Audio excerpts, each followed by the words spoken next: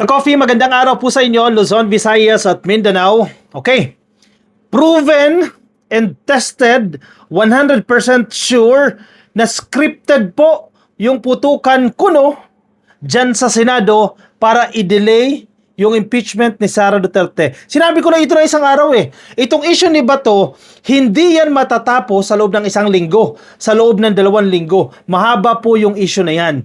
Kung baga, delaying tactics po ito ng Duterte 13, ng kampon ni Sara Duterte na nandiyan po sa Senado. Estilo po nila yan. Now, hindi na makita ang CCTV footage kung saan makikita na nakikipag chug na nakikipag ratatatatat itong mga security guard o parang PSG nila, no? Sergeant at arms dyan sa Senado, not PSG Sergeant at arms, mga security nila dyan sa Senado. Nawawala ang CCTV.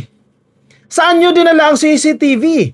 Kasi nang isang araw lang kumalat online yung instruction ni Jinggoy Estrada, ni Senator Jinggoy Estrada, at ang kanyang instruction, itago nyo ang CCTV. Now, masunurin ang security ng Senado. Tinago ang CCTV.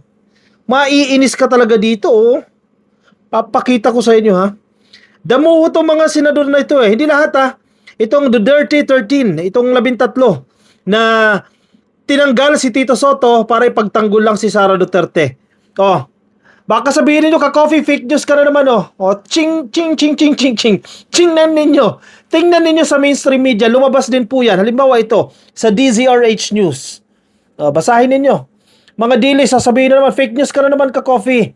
Hindi tayo nagfe-fake news dito. Headline, no CCTV footage capturing OSA, OSAA. Marines, OSA and Marines during Senate shooting, sabi po ni Aplaska. Imposible ang Senado ng Pilipinas, Senate of the Philippines, may pinakamataas na budget, walang CCTV doon sa pwesto na yan. Bakit sinabi? Doon sa nag-circulate online, di ba may nagre-report si Aplaska ata yan Nakunan daw po nila ng CCTV. Doon sa video na kumakalat online. Sinabi ni Jinggoy Estrada dyan, itago niyo yung CCTV. Ayun na. Ngayon wala na yung CCTV. Damuho itong mga hinayupak na to. Saan nyo nalagay yung CCTV? Ilabas ninyo kung wala kayo tinatago dyan.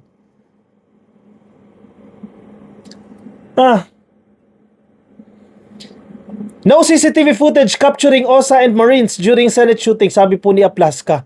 The acting head of the Office of the Senate Sergeant at Arms, Office of the Senate Sergeant at Arms, o OSA, said no CCTV footage has been found showing the movement of Senate security personnel and the Philippine Marines during the shooting incident inside the Senate of the Philippines on May 13. Lokohin ninyo ang lelang ninyo na panot. Paano walang CCTV footage yan? Sinabi mo na Aplaska, sa harap nila Lauren Legarda na may na-capture kayo. Inutusan kayo ni Jinggoy Estrada na itago, tapos ngayon, sasabihin ninyo sa media, wala pong CCTV footage. Damuho kayo. Anyway, suspendido na po itong si Aplaska. Babalikan natin siya mamaya. Dito muna tayo.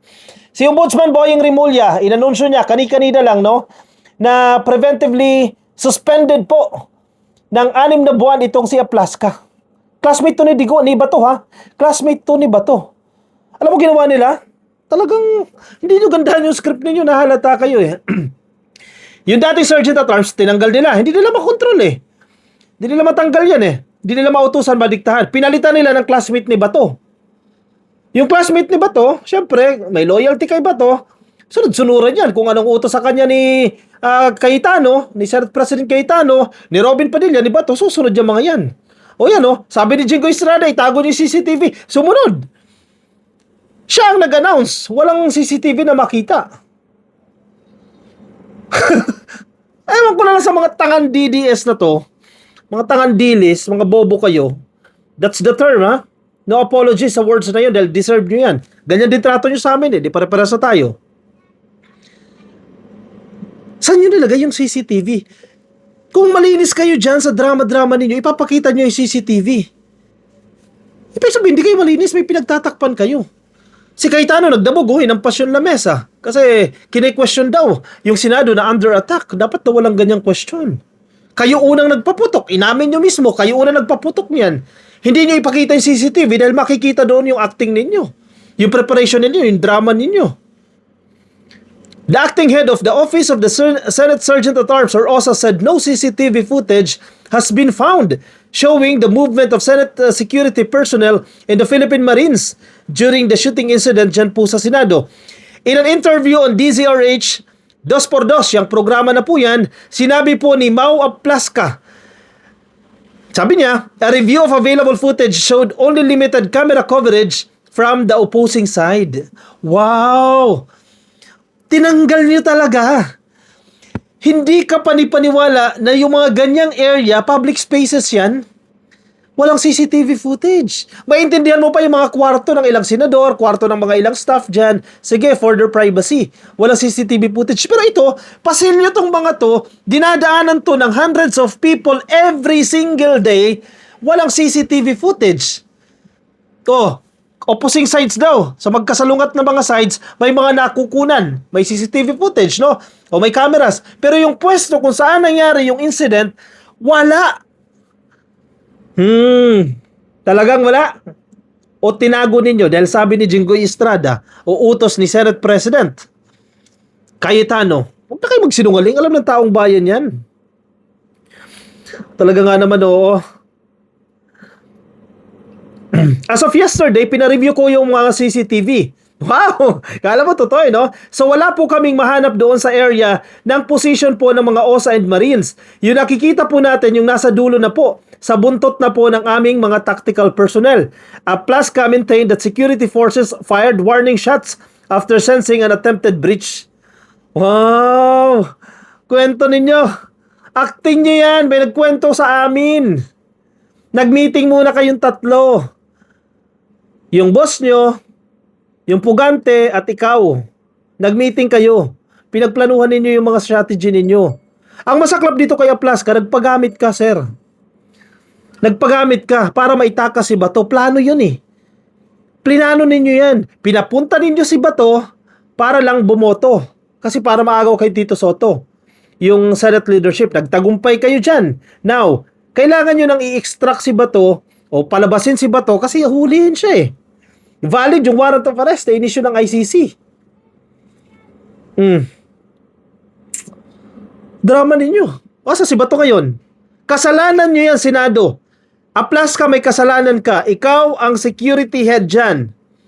Cayetano, may kasalanan ka. Sabi nyo, si Bato nasa Senate Protective Custody.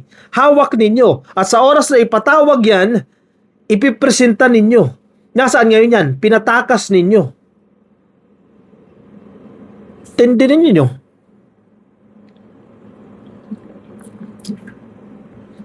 Asa si Bato? O Robin Padilla, dapat kasuhan ka din eh. Ikaw yung nagtakas kay Bato. Sa kotse mo tinakas. He said personnel briefly pulled back after the initial warning shots and anticipated a possible assault due to the number of individuals they observe. In-expect po namin na magkakaroon po sila ng assault kasi nakita na namin na medyo marami sila kaya medyo nagpaputok po kami ng marami to prevent them from conducting assault. Ganun ba yun? So, magpapaputok tayo ng marami para hindi sila magpaputok. Klase mindset yan.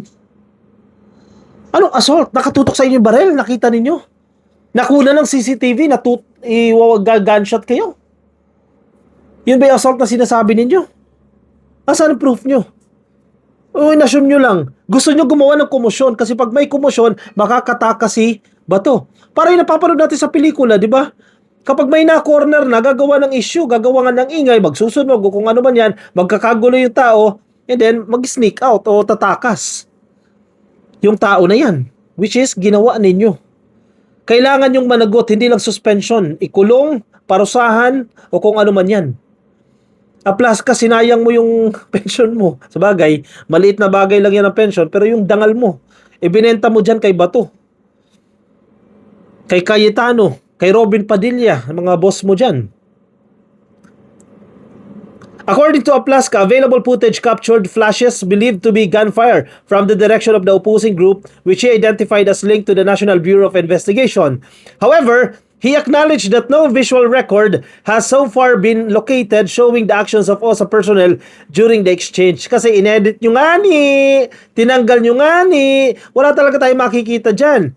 When asked about circulating claims that Senator Jingo Estrada had suggested withholding CCTV copies, Aplaska said he had not heard of such statements and could not comment.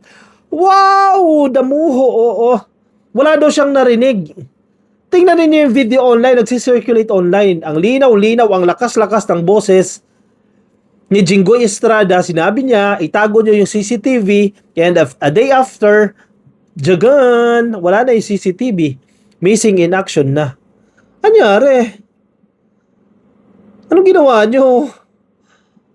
Talaga kayo, pagtatakpan nyo talaga yung mga dapat yung pagtakpan, no? Kailangan yung managot. Dapat may makulong dyan. Iimbestigahan na po yun ang Ombudsman. Narinig natin kanina sa press conference po ni Ombudsman Boying Rimulya.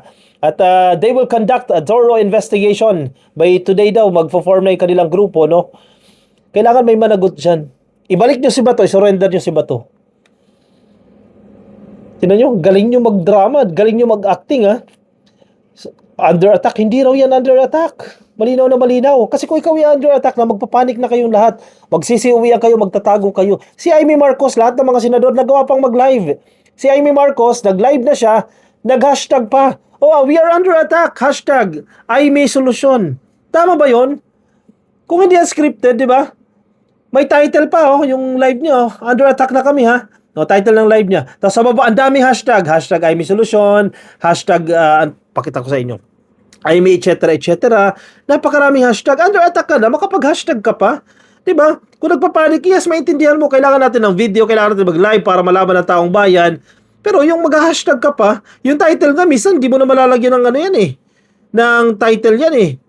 Yung video mo, di mo na malagyan ng title yan. Pero si Amy, naka-hashtag pa. Nasaan na yung hashtag niya? Hinahanap ko yung hashtag niya eh. Ang tindi rin eh. Ito oh. Ito oh. No. Hashtag. Pwede niyo balikan. Live niya sa Senado, actual dyan. Yung nangyayari yung issue na yan. Tingnan niyo yung hashtag na yan sa baba oh.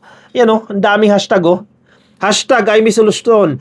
Hashtag Amy Marcos, hashtag Senator Amy, hashtag Senator Amy Marcos, hashtag Sen Amy, hashtag Sen Amy Marcos, hashtag Amy. Ang dami na pang hashtag pero under attack na sila that time. Niloloko ninyo ang mga tangandilis, ang mga bobong dilis na naniniwala pa rin sa inyo hanggang ngayon. Pero kami binubulgar namin sa inyo yung mga kalokohan ng mga tao na ito. O siya, sige, i-comment po ang inyong opinion, ang inyong reaksyon dyan sa comment section para mabasa po ng iba natin mga ka-coffee. Mga nasa Facebook, baka di pa po kayo naka-like and follow, please. Like and follow, nasa YouTube subscribe, TikTok subscribe. I'll see you in my next video. Bye-bye.